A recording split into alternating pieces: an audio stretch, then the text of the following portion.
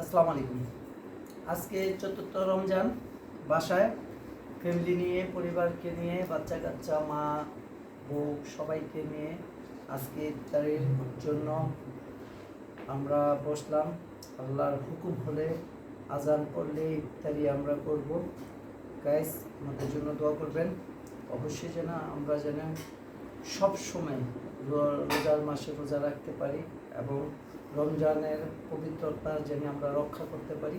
সকলের কাছে দোয়া চাই এবং পাশে থাকবেন, সাথে থাকবেন, ভিডিওগুলো শেয়ার করবেন। হ্যাঁ, আল্লাহ হাফিজ।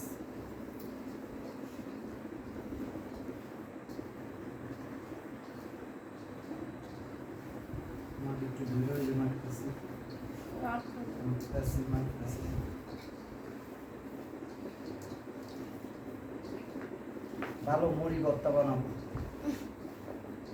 মুড়ি ভর্তা আবার